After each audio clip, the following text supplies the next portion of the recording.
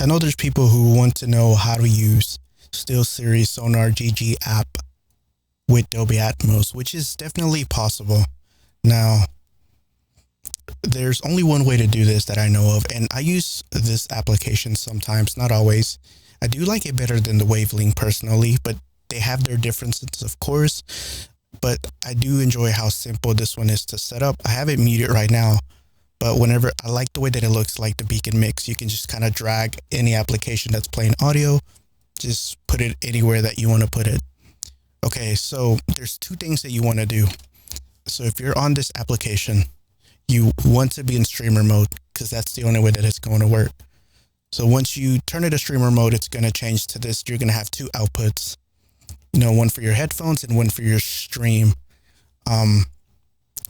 So if you want to be able to have Dolby Atmos on your headset, now this is not talking about putting things towards OBS and all that. I'm just simply talking about you just want to listen to, have the capability to hear Dolby Atmos on your headphones, because there's a different way to do it if you want to stream certain audio, but I'm not going to get into that. This is just a simple video. So you pick your main listening device. I'm going through a optical cable. It's a USB adapter because I have a dual PC setup. So I have this adapter, which is where I'm going to hear all my audio on my headphones. Then you have to have your stream mix, which is going to be the SteelSeries Sonar, which is a virtual audio cable. You just open up Windows and type change sounds, depending on if you're on Windows 10 or 11, or you can just go right here and sound settings. There's more steps if you're on Windows 11 when it comes to that. On Windows 10, it's easier, but I would just do this, type that in, and then you'll get this to pop up, and you'll have the virtual channels that Sonar puts in here. So you have SteelSeries Sonar Stream, you have your microphone. This is the Wavelink stuff. Don't pay attention to those. But yeah, what you have to do is on this one, you have to go to set default device. Once you do that, you will be able to change all the settings on here, and everything that goes through the stream mix is going to be in Dolby Atmos. So whatever you change here, or Dolby for headphones, Dolby Access, but whatever you change here, you're going to be able to hear the effects that it's doing within the audio that's playing, just like you would if you were using Dolby Atmos without this program. Everything would get processed through this Dolby Access app. So regardless, you're going to process everything. I know some people want to only process individual things, you only want to process the game, chat, whatever. Wavelink can do that, but unfortunately, Wavelink is not free unless, you have one of their products, which is like the Stream Deck Plus or one of their microphones or the XLR dock. But this program is free. So I know a lot of people wanted to be able to use Dolby Access with this. And that's kind of how you do it. You just have to ignore this right here. It's not going to affect anything.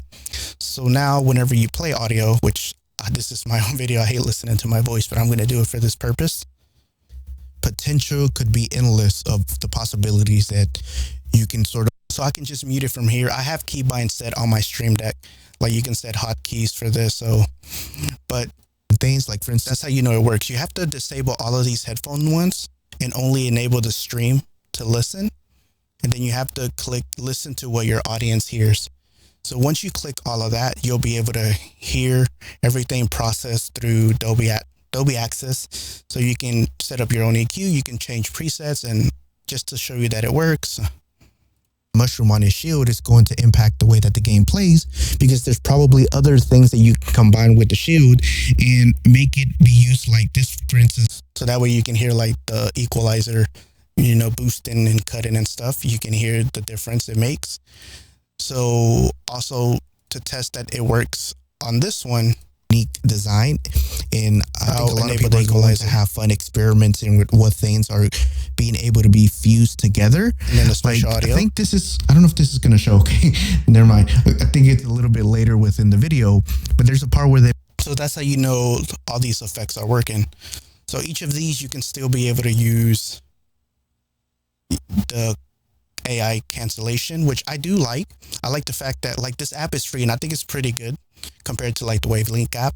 I love having like people on Discord on this side, and even you can have people from other voice channels like Overwatch, Valorant, like a lot of different games, and you can just put them into the specific chat here. So if someone has like a shitty microphone, you can just put them in here, and you'll be able to just kind of enable this, and you can set the threshold of how like strong you want it to be. You can even enable this noise gate and just have it automatically set.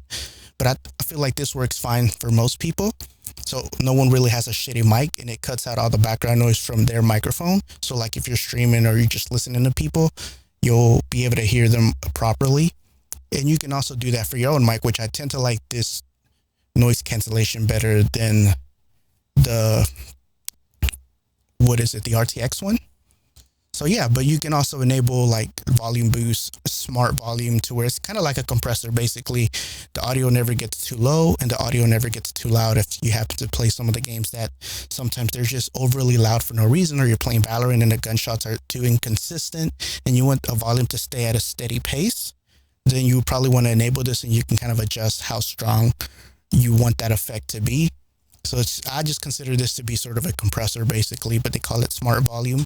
And then if your games happen to be too low, you can also boost it while enabling the smart volume. So yeah, you can use all these effects along with everything. You just gotta ignore this right here.